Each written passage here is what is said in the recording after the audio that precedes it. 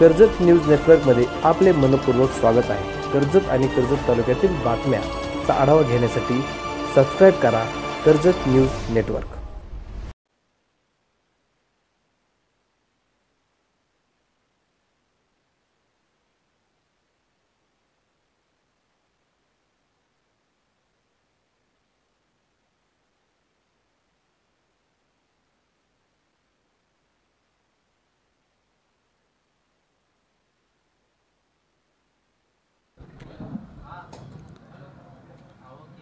आज कोल्हापूरच्या पावनभूमीमध्ये Maharashtra cricket association व तसंच कोल्हापूर डिस्ट्रिक्ट असोसिएशन यांच्या माध्यमातून इथं प्रेस कॉन्फरन्स होत आहे। मी मनापासून या दोन्ही असोसिएशनच्या वतीने आपल्या सर्वांचं स्वागत करतो। सुशीलजी शेवाळे योगायोगाने त्यांचा वाढदिवस आहे, मी मनापासून त्यांना वाढदिवसाच्या शुभेच्छा देतो। CEO Ajinkyaji Joshi, vice president Abhijitji Bhosale, secretary Madanji Shelke, treasurer Sheetalji Bhosale, Ramesh Bhau Hazare, Nitinji Patil, Kedar भाऊ असतील, जनार्दन भाऊ यादव, ज्योति भाऊ काटकर, रहीमजी खान, कृष्णा भाऊ धोत्रे, रोहन भाऊ असतील व तसंच एक्स प्रेसिडेंट म्हणून कोल्हापूर क्रिकेट असोसिएशनमध्ये ज्यांनी आपल्या आयुष्याची अनेक वर्ष दिली व क्रिकेटला न्याय आपल्याला कसा देता येईल यासाठी सातत्याने ज्यांनी प्रयत्न केले असे बाळभाऊ पाटणकर साहेब, टीम कोल्हापूर टस्कर यांचे मेंटॉर अक्षयजी दरेकर, राहुल त्रिपाठी जे कॅप्टन आहेत ते आज येऊ शकले नाही कारण का ते IPL मध्ये आहेत। वाइस कॅप्टन इथं आहेत श्रीकांतजी मुंडे, उपस्थित असणारे सर्वच कोल्हापूर क्रिकेट असोसिएशनचे सदस्य, पत्रकार बंधू आणि भगिनींनो, आज कोल्हापूरमध्ये येऊन आपल्या सर्वांना MPL बद्दल व WMPL बद्दल काही गोष्टी सांगायच्या होत्या। 26 मे रोजी आपली WMPL सुरू होणार होती आणि MPL ही 31 मे रोजी सुरू होणार होती, पण देशामध्ये सुरक्षिततेचा विषय जेव्हा निर्माण झाला त्यावेळेस BCCI यांनी IPL ही काही दिवसांनी पुढे ढकलली।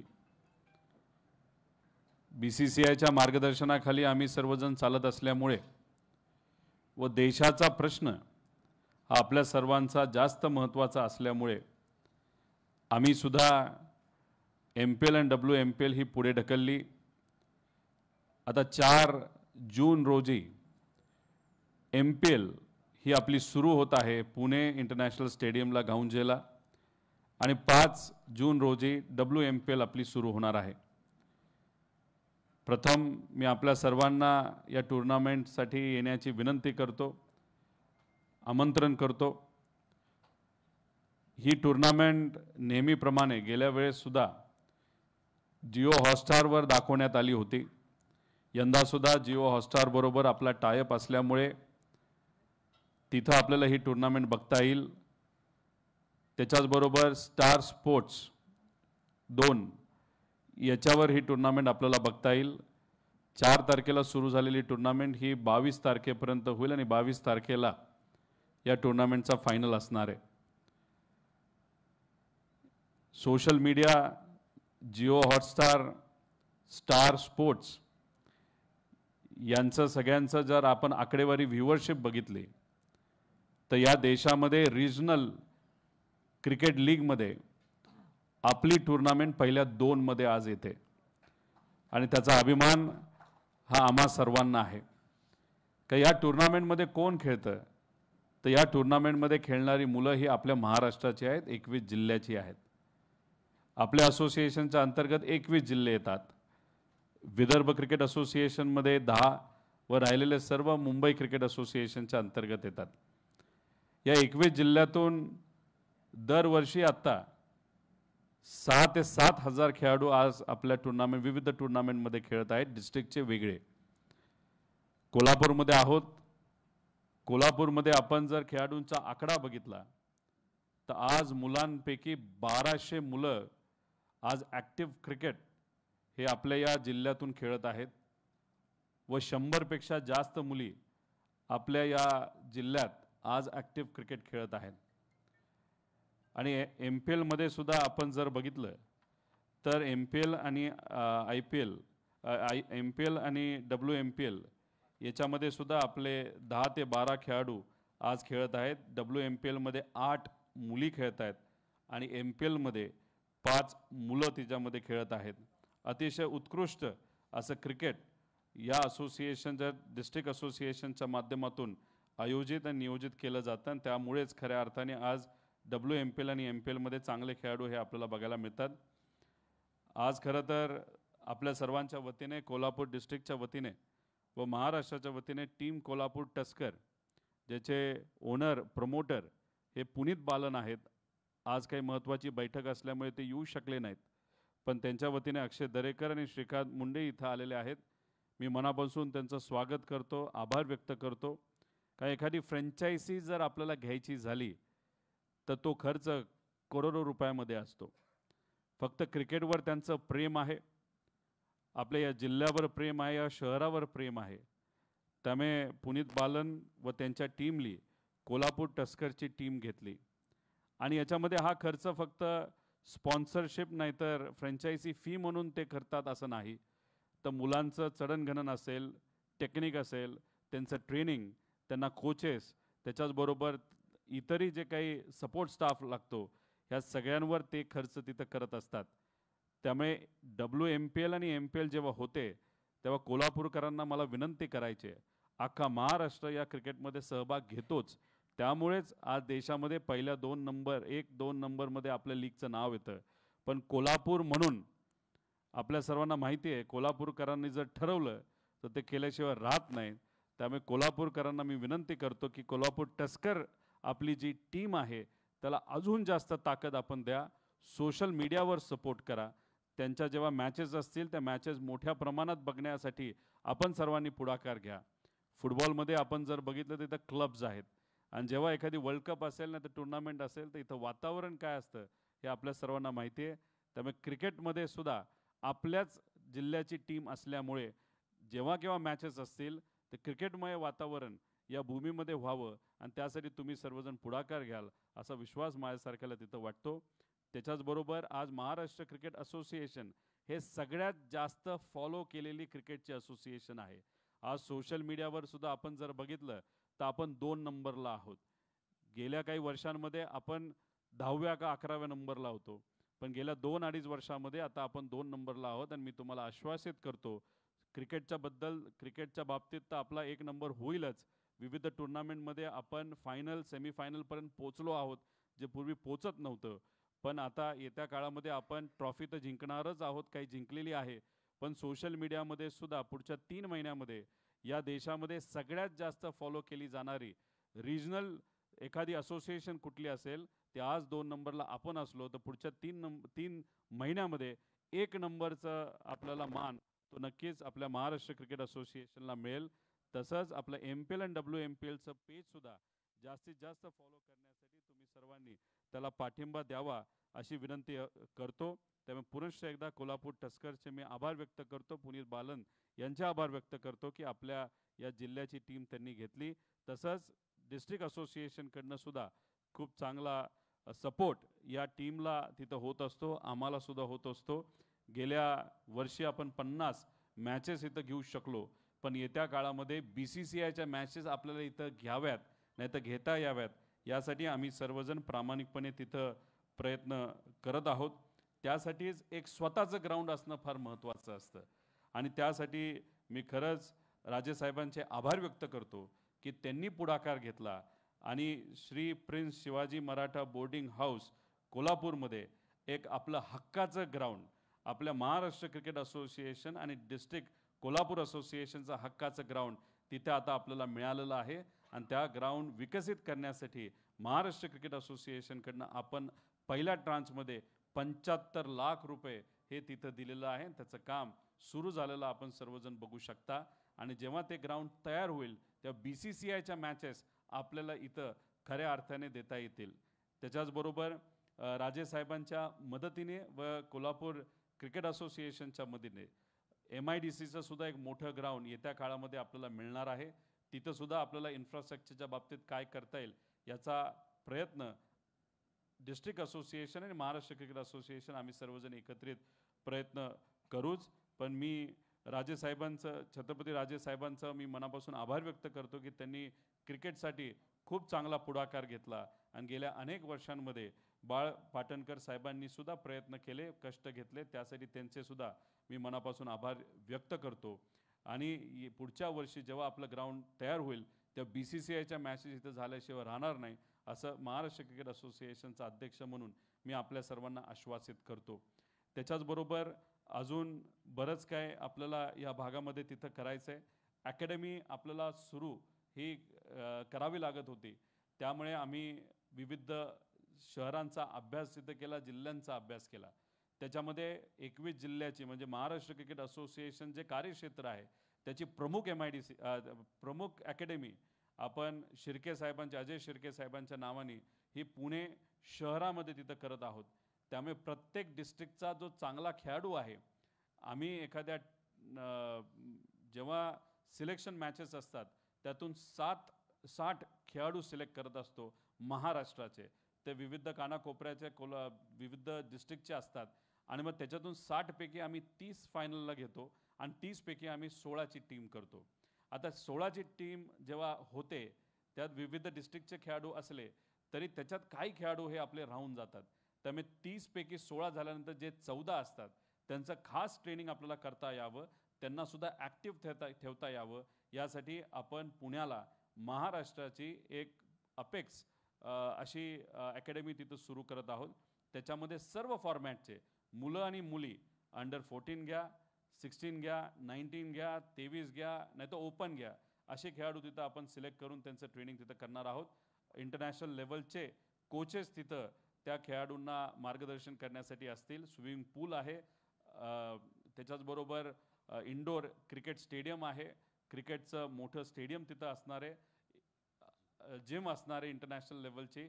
आउटसाईड क्रिकेट तर होईलच, पण इंडोअरमध्ये जे मार्गदर्शन लागतं, क्लासरूम ट्रेनिंगसुद्धा तिथं केलं जाणार. त्याचा फायदा हा खेळाडूंना झाल्याशिवाय राहणार नाही. हे झालं राज्य लेवलचं.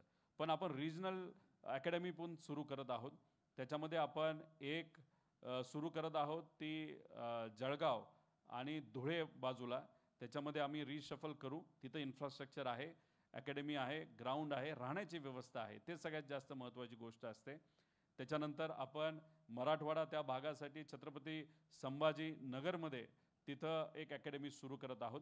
त्याच्याचबरोबर आपल्या या भागासाठी हा भाग जिथं येतो, आता आमच्या अपेक्स बरोबर म्हणजे आपली ही बैठक झाल्यानंतर आम्ही डिस्ट्रिक्ट असोसिएशन बरोबर बसणार आहोत. आपण एक सुरू करत आहोत सोलापूरला आणि कोकण, हे ते 3 रायगड, सिंधुदुर्ग आणि रत्नागिरी हे 3 डिस्ट्रिक्ट आपल्याकडे येतात. तिथं आपण याला दापोलीला एक अकॅडमी सिलेक्ट केलेली आहे. इंटरनॅशनल लेवलचं ग्राउंड आहे, राहण्याची ACची रूम्स आहेत, AC व्यवस्था आहे, इंडोर ग्राउंड आता ते बांधत आहेत, जिम चांगली आहे, स्विमिंग पूल आहे. त्यामुळे आता तरी आपण तिथं ते सिलेक्ट केलेलं आहे. आणि सोलापूरला तिथे आपल्याला महानगरपालिका त्यांचं ग्राउंड तिथं वापरण्यासाठी देतील अशी आमच्या सगळ्यांची अपेक्षा. असा प्रस्तावसुद्धा तिथं आलेला आहे. त्यामुळे त्याच्यावर आम्ही तिथं बघू. आता डिस्ट्रिक्ट म्हणून आम्ही डिस्ट्रिक्टचं मार्गदर्शन घेऊ. यंदा लगेचच आपल्याला खेळायचं असेल तर आपण दापोलीमध्ये अकॅडमीमध्ये एनरोलमेंट या डिस्ट्रिक्टचं करायचं का सोलापूरमध्ये करायचं. पण जे 30 एकराचं ग्राउंड होत आहे तिथं पूर्ण ग्राउंड हे डिस्ट्रिक्टला जर मिळालं, जे मिळणार आहे, आणि महाराष्ट्र क्रिकेट असोसिएशन पण त्याचा एक भाग झालं. तर मला विश्वास आहे की येत्या काळामध्ये तिथं खूप सुंदर अशी अकॅडमी नक्कीच आपल्याला करता येईल. तो प्रस्ताव जसा आपल्याला कोल्हापूर क्रिकेट असोसिएशनकडनं येईल त्या बाबतीत महाराष्ट्र क्रिकेट असोसिएशन म्हणून आम्ही सर्वजण नक्कीच लक्ष घालू असं आपल्या सर्वांना आश्वासित करतो. हे झालं क्रिकेटचं. पण क्रिकेटबरोबर आम्ही नंबर ऑफ मॅचेस वाढवल्यात, नंबर ऑफ खेळाडू जास्त आपल्या या टुर्नामेंटमध्ये विविध टुर्नामेंटमध्ये तिथं खेळतात. आणि हे खेळत असताना त्याच्याचबरोबर क्रिकेटमध्ये लागणारे जे इतर गोष्टी आहेत ज्याच्यामध्ये आपण अंपायर्स असतात, अंपायरचं खास ट्रेनिंग आपण घेत आहोत. गेले 3 वर्ष आपण त्याची एक्झामसुद्धा घेत आहोत. याच्यापुढं एक्झाम झालेले आणि पास झालेलेच आपले अंपायर्स हे डिस्ट्रिक्ट लेवलला सुद्धा आणि राज्य लेवलला सुद्धा तिथं त्यांना वापरलं जाईल. त्यांचं स्किल, त्यांची सेवा त्या ठिकाणी घेतली जातील. त्याच्याचबरोबर व्हिडिओ ॲनालिसिससाठी आम्ही ट्रेनिंग सुरू केलेलं आहे. त्याच्याचबरोबर अजून इतर जे काही आपलं कोचिंग असेल, मॅनेजमेंट असेल, हे सर्व विषयामध्ये आपण कोचिंग सुरू केलेलं आहे. क्लासेस घेत आहोत, सर्टिफिकेशन देत आहोत.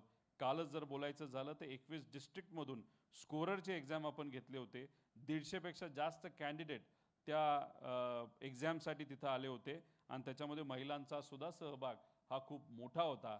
त्यामुळे क्रिकेटबरोबर असणारे जे इतर सेवा आहेत त्यालासुद्धा चांगला प्रतिसाद हा आपल्याला मिळत आहे.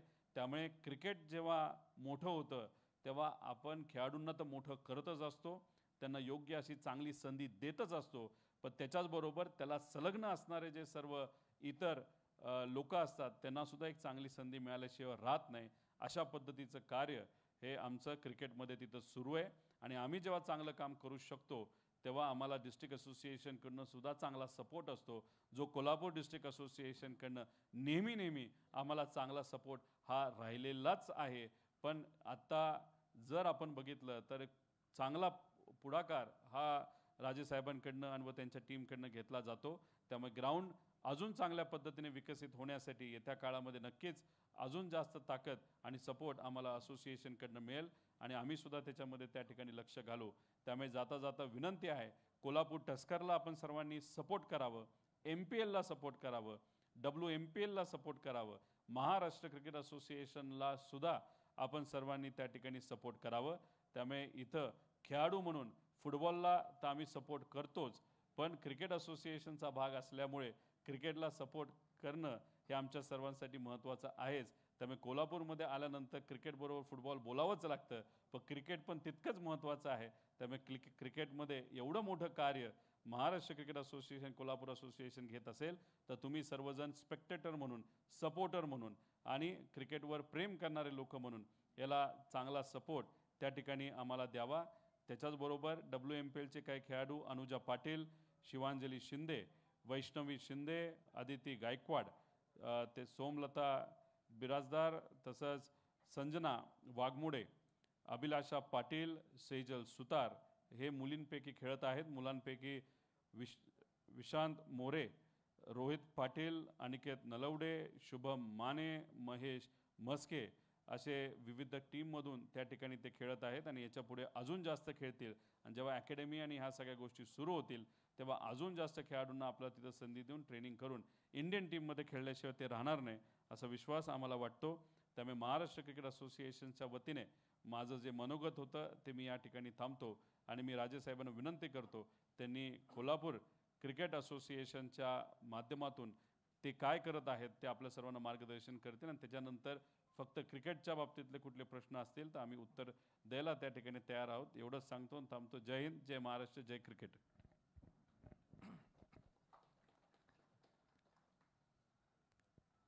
खरं म्हणजे महाराष्ट्र क्रिकेट असोसिएशनचे अध्यक्ष रोहित पवार बोलल्यानंतर मी बोलणं हे मी उचित समजत नाही, पण तरी त्यांचा आग्रह होता की कोल्हापूर डिस्ट्रिक्ट क्रिकेट असोसिएशनच्या वतीनं मी बोलावं. आज प्रथमतः महाराष्ट्र क्रिकेट असोसिएशनचे अध्यक्ष झाल्यानंतर आज प्रथमतः आपण कोल्हापूरला आला याबद्दल मी कोल्हापूर डिस्ट्रिक्ट क्रिकेट असोसिएशनच्या वतीनं मी आपल्या सर्वांचं स्वागत करतो. आणि माझं मनोगत सुरू करायच्या अगोदर आपल्याला पुष्पगुच्छ देऊन स्वागत करू इच्छितो आणि मग मी 2 मिनटं बोलतो. पाटील सर आपण जाऊया.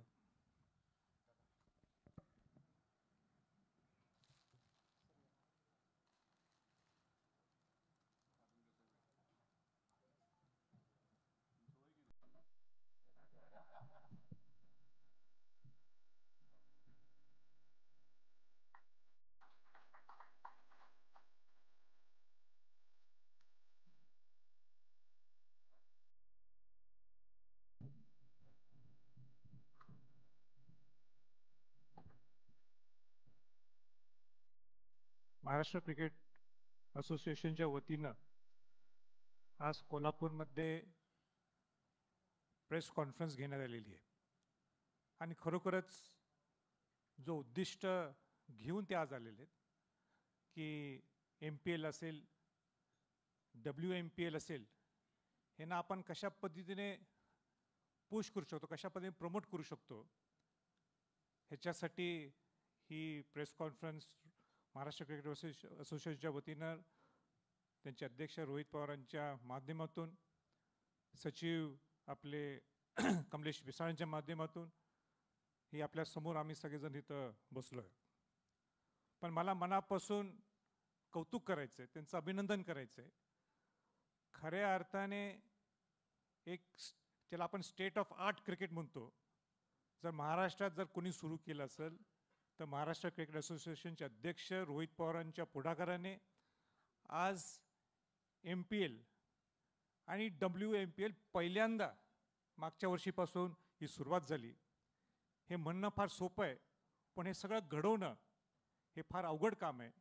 एक क्रिकेटच्या दृष्टिकोनातून महाराष्ट्राला एक नाविन्यपूर्ण एक काळ सुरू झाला आहे असं म्हटलं तर सुद्धा काय चुकीचं होणार नाही.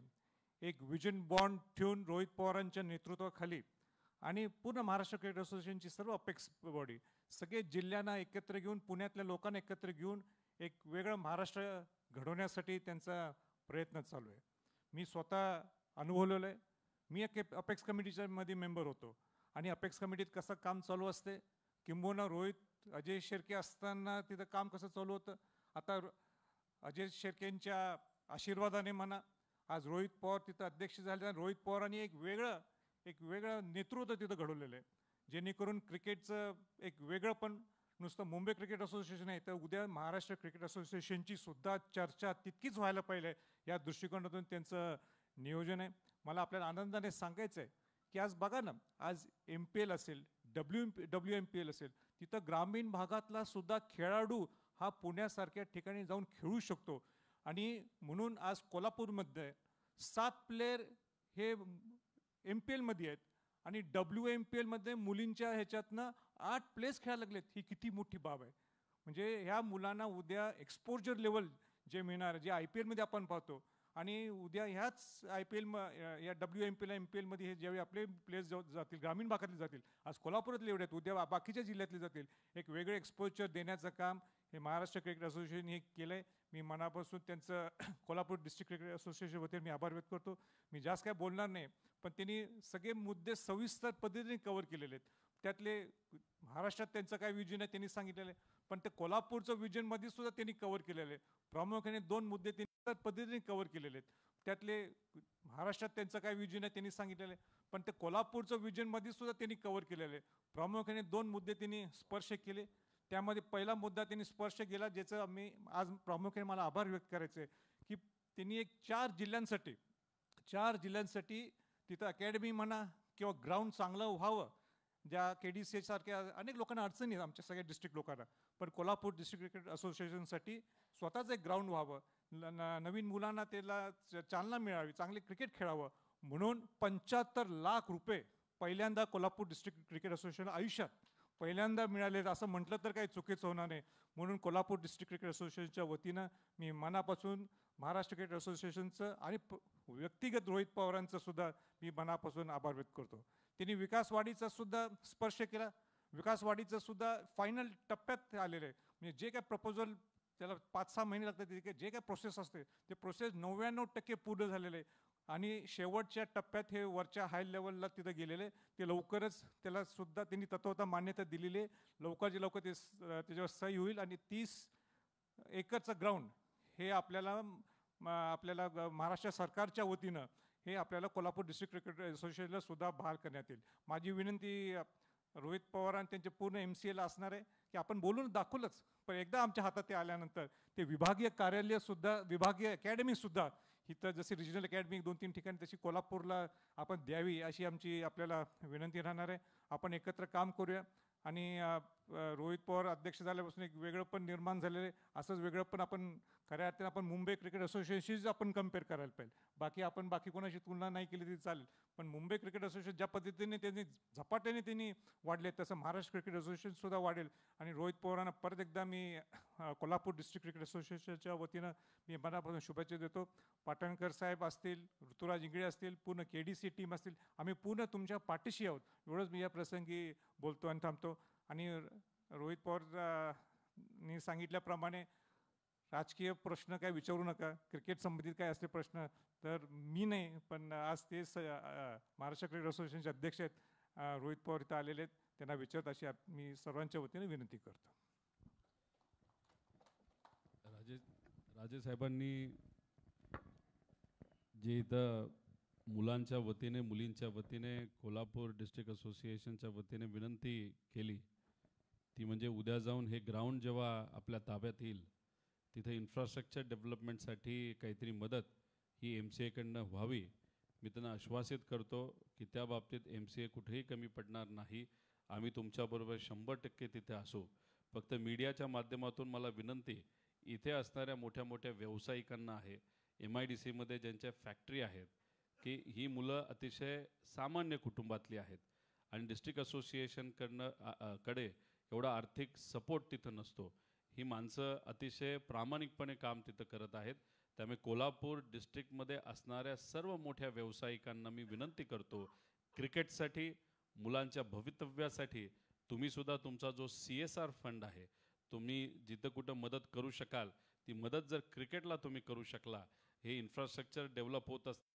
एकच मुद्दा माझा राहिला बोलताना की पुनीत बालानंदचं मी मनापासून आभार व्यक्त करतो की त्यांनी कोल्हापूर टस्कर्स ही टीम निवडलेली आहे. पुनीत आमचे मित्र असले तरी उद्योगपती असले तरी त्यांनी कोल्हापूर निवडणं ते आमच्यासाठी एक म्हणजे भाग्याचं जे मी म्हणेन. मी उलटं आपलं अक्षय दरेकर आणि श्रीकांत मुंडेंना मी आभार व्यक्त करतो की प्लीज आपण पुनीत बालांना सांगा आमच्या वतीनं. मी स्वतः फोन करेन त्यांना, पण ऑफिशियल अधिकृत कार्यक्रम असल्यामुळं तुमच्या दोघांचा आभार व्यक्त करतो. आणि पुनीत बालांना कळावं असंच कोल्हापूर टस्कर्सवर कोल्हापूर प्रेम असा राहावा एवढीच विनंती करतो. थांबतो. जय महाराष्ट्र. इथं जे अक्षय दरेकर, जे पुनीत बालन ग्रुप आणि पुणे टस्कर याचे जे मॅनेजर नाही तर मार्गदर्शक आहेत, ते स्वतः रणजी टीम जी आपली तिथं निवडली जाते त्याचे सिलेक्टर जे असतात ते 4 ते 5 सिलेक्टर असतात, त्याचे ते चेअरमन आहेत. रणजीमध्ये माझा अंदाजे 50पेक्षा जास्त मॅचेस त्यांनी त्या ठिकाणी खेळलेल्या आहेत आणि ते आता रणजी टीम हे तिथं सिलेक्ट करतात. अतिशय सुंदर अशी आपली रणजीची टीम आहे.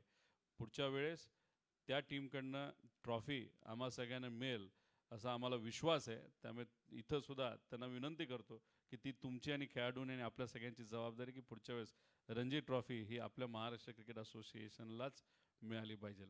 आपले जर क्रिकेटच्या बाबतीत कुठले प्रश्न असतील तर आपण सांगावेत. फक्त 2 विषय इथं राहिले होते. जशी MPL आणि WMPL ही T20चा फॉर्मॅट आहे, म्हणजे इथं सर्व फ्रँचायझी आहेत IPLचे जे मालक आहेत त्यांचे सिलेक्टर्स हे आपली टुर्नामेंट मनापासून बघत असतात. अनेक काही चांगले खेळाडू जे आता आपले सिलेक्ट झालेत, मुलींपैकी काही सिलेक्ट झालेले आहेत. त्यामुळे ही टुर्नामेंट T20चा फॉर्मॅट आहे, व्हाईट बॉल टुर्नामेंट आहे मुलींसाठी. तिथं जे मुलं खेळतात त्यांना आम्हाला नाहीतर आम्हाला स्वतःला आपली महाराष्ट्राची टीम काढायला थोडीशी मदत जाते. तर दुसरा जे क्रिकेट असतं त्याला आपण लाल बॉल क्रिकेट म्हणतो, ते त्याला टेस्ट मॅच क्रिकेट म्हणतो. त्यासाठी आम्ही देवगड टुर्नामेंट त्या ठिकाणी सुरू केलेली आहे आणि तिथंसुद्धा देवधर टुर्नामेंट सुरू केलेली आहे. त्यालासुद्धा चांगला प्रतिसाद हा मिळेल असा विश्वास आहे आणि तिथूनसुद्धा खेळाडूंना मग आम्हाला सिलेक्ट करायला थोडंसं सोपं होतं. त्याच्याचबरोबर आपलं जे वन डे क्रिकेट आहे त्यासाठी आम्ही कॉर्पोरेट शिल्ड नावाची एक टुर्नामेंट सुरू केलेली आहे. त्याच्यातून आम्ही काही मुलं सिलेक्ट करतो. आपला प्रयत्न काय की कोणाच्या फोनवर कुणी सांगितलं म्हणून एखादा खेळाडू सिलेक्ट होण्यापेक्षा त्याला जास्तीत जास्त फॉर्मॅटमध्ये खेळून त्या फॉर्मॅटमधून त्याला आपल्याला कसं निवडता येईल, त्याचं रेकॉर्ड आपल्याकडे कसं राहील आणि कॅमेरा जर एखादा खेळाडू खेळत असेल तर त्याला सिलेक्ट करणं पण तितकंच सोपं असतं. त्यामुळे ट्रान्सपरन्सी जेवढी जास्त आणता येईल आणि खेळाडूंना जेवढं जास्त खेळण्याची संधी देता येईल असा आमचा सगळ्यांचा प्रयत्न असतो आणि बऱ्यापैकी यश ह्या सगळ्या फॉर्मॅटला आम्हाला येताना त्या ठिकाणी बघायला मिळतं आहे. कारण का गेल्या अनेक वर्षांमध्ये पहिल्यांदाच असं झालं आहे की सेमीफायनल आणि फायनलमध्ये आपल्या खूप जास्त टीम ह्या गेल्या होत्या. गेल्या वेळेस अंडर-19ची एक टुर्नामेंट आम्ही देश पातळीवरची तिथं जिंकलो होतो. मुलींची वेस्टर्नची टुर्नामेंट यंदा आम्ही जिंकलेलो आहे. पण बऱ्याच टुर्नामेंटमध्ये फायनल सेमीफायनलमध्ये जाऊन थोडक्यात आपले खेळाडू नाही तर टीम तिथं कमी पडली. पण त्यांनी आता मानस ठेवलेला आहे की जी कुठला फॉर्मॅट असेल अंडर-14 पासून सिनियरपर्यंत सर्व फॉर्मॅटमध्ये आपण येत्या काळामध्ये जिंकलोच पाहिजे असं खेळाडूंनी ठरवलं आहे. आणि जर खेळाडू ठरवतात ते झाल्याशिवाय राहत नाही असं आम्हा सगळ्यांना वाटतं. काही प्रश्न क्रिकेटच्या रिलेटेड इतर असतील तर आपण नंतर घेऊ. फक्त मागे लोगो नसेल तेव्हा घेऊ. काय आहेत का? हॅलो, विचारा ना. नमस्ते. नमस्कार. आपण आता उल्लेख केला रणजी सामन्यासाठी, असं मिशन घेणार आहे का आपण विजेतेपदासाठी? इतकी वर्ष झाली, आपण 3 विजेतेपद घेतलेत आत्तापर्यंत सुरू झाल्यापासून आणि 1 विजेतेपद घेतले स्वातंत्र्यपूर्व काळात. आत्ता मिशन घेणार का? नाही बघा, मिशन तर सगळ्याच फॉर्मॅटमध्ये आम्हाला ट्रॉफी मिळावी असं आम्ही मिशन घेतलेलं आहे. पण एक तुम्ही समजून घ्या की क्रिकेटमध्ये आज एखादी टीम सिलेक्ट केली आणि उद्या ती चमकेल असं नसतं. त्याला खूप मोठं हार्डवर्क करावं लागतं. एक तर चांगले खेळाडू शोधावे लागतात. त्यासाठी सगळ्यात जास्त मॅचेस या गेल्या 2-2.5 वर्षामध्ये दरवर्षी आपण तिथं घेत आहोत. विविध फॉर्मॅटमध्ये घेत आहोत. डिस्ट्रिक्टला आपण मॅचेस दिलेले आहेत. त्यामुळे याच्यातून आता चांगले खेळाडू आलेले आहेत. आता कधी खेळाडू चांगले येतात पण टीम चा जो कोच असतो त्याच्याकडनं एखादा निर्णय चुकला तर फार म्हणजे हातात चांगली टीम असताना सुद्धा काही गोष्टी होत असतात. पण ज्या ज्या काही आता गोष्टी करायच्या त्या सर्व आम्ही केलेल्या आहेत आणि सर्व फॉर्मॅटमध्ये आपण जिंकावं असा तरी आमचा सगळ्यांचा मानस आहे. आणि त्यासाठी खूप प्रयत्न कष्ट आम्ही सर्वांनी घेतलेले आहेत. त्या आकडेवारी आम्ही आमच्या वेबसाईटवर टाकलेली आहे, सोशल मीडियावर टाकलेली आहे. आणि त्याच्याबद्दल आपण गेल्या 3 वर्षामध्ये काय केलं, 2 वर्षामध्ये काय केलं हे त्याचे एक छोटंसं पुस्तकसुद्धा आम्ही काढणार आहोत. त्यामुळे जसं तुम्हाला वाटतं तसं अख्ख्या महाराष्ट्राला वाटतं, तसंच अपेक्स बॉडी म्हणून आम्हाला वाटतं. आता खेळाडूंनाही तेच वाटतं. त्यामुळे सगळ्यांना जेव्हा चांगलंच काहीतरी व्हावं असं वाटत असेल तेव्हा म्हणतो ना आपण सगळेच चांगले विचार करतात तेव्हा काहीतरी चांगलं झाल्याशिवाय होत नाही. त्यामुळे पुढच्या वेळेस ट्रॉफी ही आपली असेल असं आम्हा सगळ्यांना तरी वाटतं.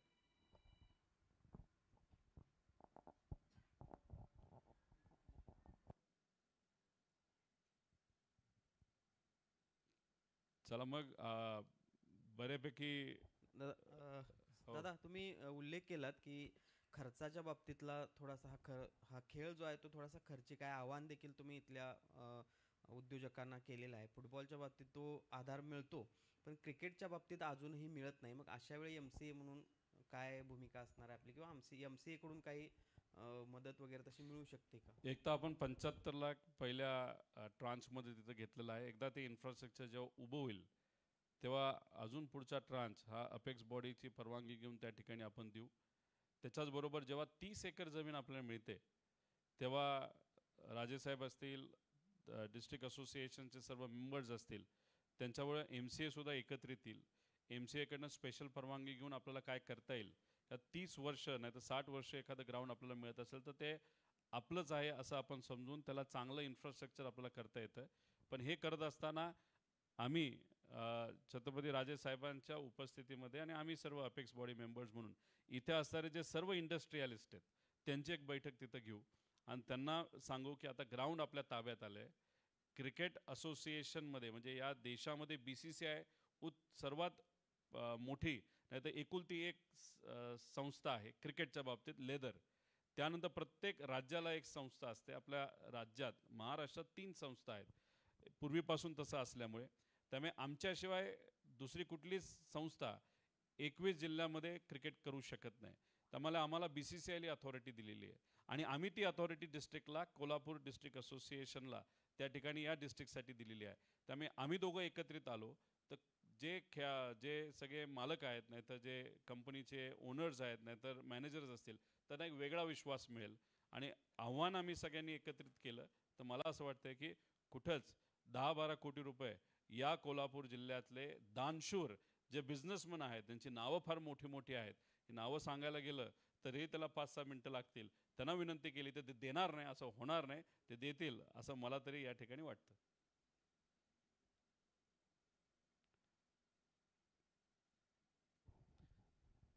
सर जरासा एक वेगळा प्रश्न आहे क्रिकेटचाच, की आपल्यामार्फत BCCIला एखादी सूचना जावी यासाठी हा प्रश्न सांगतो. IPLची ज्या मॅचेस झाल्या त्या मॅचेसमध्ये कोल्हापुरातल्या 38 आणि निपाणीतल्या 35 तरुणांची पास तिकीटच्या बाबतीत फसवणूक झाली ऑनलाईनची. आपली ही मुलं जेव्हा मुंबईत वानखेड्याला क्रिकेट बघायला गेली होती तेव्हा त्यांनी पास दाखवल्यानंतर त्यांच्या लक्षात आलं की हे डुप्लिकेट आपल्याला ऑनलाईन पास आपली फसवणूक झालेली आहे.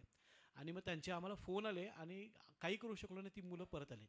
जसं क्रिकेटच्या खेळाडूंची काळजी घेतली जाते तशी क्रिकेट बघणाऱ्यांची काळजीसुद्धा कुणीतरी घ्यावी आणि एक स्टँडर्ड फॉर्मॅट BCCIने तयार करावा अशी एखादी सूचना आपल्यामार्फत त्यांना गेली पाहिजे तिकिटासंदर्भात, की प्रेक्षकांची फसवणूक होऊ नये म्हणजे दर्शकांची. यासाठी ही सूचना फक्त एखादी इंटरनॅशनल मॅच जेव्हा असते तेव्हा BCCIची ती जबाबदारी असते आणि BCCI जेव्हा जबाबदारी घेते तेव्हा एखाद्या राज्याला जर मॅच दिली असेल, जसं की आमच्या ग्राउंडवर मॅच दिली तर आमची कंबाईंड रिस्पॉन्सिबिलिटी असते इंटरनॅशनल मॅचला. फक्त IPL जेव्हा होते तेव्हा BCCI पूर्ण जबाबदारी ही तिथं असणाऱ्या फ्रँचायसीवर देते. जसं की मुंबईमध्ये एखादी मॅच होत असेल तर मग तिथं मुंबई इंडियन्सवरती जबाबदारी असते आणि रिलायन्सवर जबाबदारी, जर ती प्रायमरी ओनर असल्यामुळे. त्यामुळे मी त्यांनासुद्धा विनंती करेल आणि अशा गोष्टी चर्चेत आल्याशिवाय राहत नाहीत, त्यांनासुद्धा त्या बाबतीत कळलं असेल आणि कोणालाही आवडणार नाही की जर असं काही फसवणूक खेळाडूंची क्रिकेट प्रेमींची त्या ठिकाणी होत असेल तर नक्कीच तुमचं म्हणणं हे आम्ही BCCIपर्यंत आणि मुंबई, कारण महाराष्ट्रात एकच टीम असल्यामुळे मुंबई इंडियन्सपर्यंत तिथं नेऊ. आम्ही जेव्हा मॅचेस घेत होतो आम्हालासुद्धा असंच काहीतरी ऐकू येत होतं, पण आम्ही सोशल मीडियावर ॲक्टिव्ह असल्यामुळे सातत्याने आम्ही लोकांना चर्चेत होतो, पत्रकार आमच्याशी बोलायचे. पण काही करामती लोक असतात ते करामती करण्याचा प्रयत्न तिथं करतात, पण जेव्हा मीडिया, लोकप्रतिनिधी, क्रिकेटर्स आणि असोसिएशन सर्व जेव्हा एकत्रित येतात तेव्हा कुठेतरी अन्याय हा न होण्यासाठी आपण नक्कीच पुढाकार तिथं घेऊ शकतो.